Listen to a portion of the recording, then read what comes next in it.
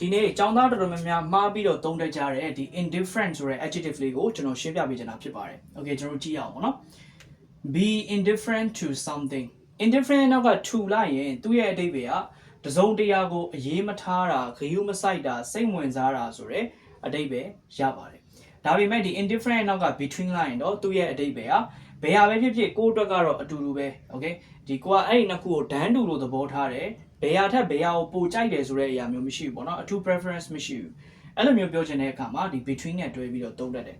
ဟုတ်ပြီနော်အဲ့တော့ကျွန်တော်ဒီ example လေးကြည့်ရအောင်ပါ he is indifferent to winning or losing သူကနိုင်ရှုံးဂရုမစိုက်ဘူးအရေးမထားဘူးအနိုင်ရှုံးကိုဂရုမစိုက်ဘူးအရေးမထားဘူးပေါ့နော်အဲ့ဒီသဘောတရားပေါ့ she is indifferent to other people's opinions သူမကတခြားလူတွေရဲ့ထင်မြင်ယူဆချက်တွေကိုအရေးမထားဘူးဂရုမစိုက်ဘူးအဲ့ဒီတိတ်ပဲပေါ့နော်တခြားလူတွေဘယ်လိုထင်နေသူဂရုကိုမစိုက်တာအဲ့ဒီသဘောတရားကိုဆိုလို့ရယ် I am indifferent between tea and coffee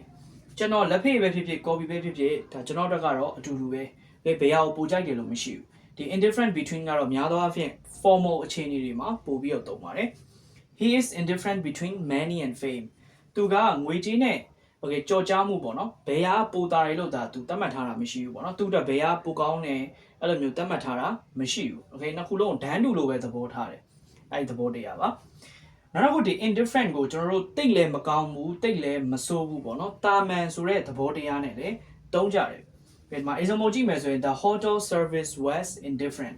ဒီ hotel ရဲ့ဝန်ဆောင်မှုက indifferent ပေါ့နော်ဟိုအရင်ကောင်းတာလည်းမဟုတ်ဆိုးတာလည်းမဟုတ်တာမန်လောက်ပဲဆိုတဲ့အဓိပ္ပာယ်မျိုးတက်ရောက်ပါတယ် Okay ဒီ indifferent ဆိုတဲ့စကားလုံးလေး adjective ရဲ့အဓိပ္ပာယ်ကိုနားလည်မယ်လို့မျှော်လင့်ပါတယ်အားလုံးပဲဘိုင်ဘိုင်ပါကျွန်တော်နောက်ဗီဒီယိုမှာဆုံကြပါမယ်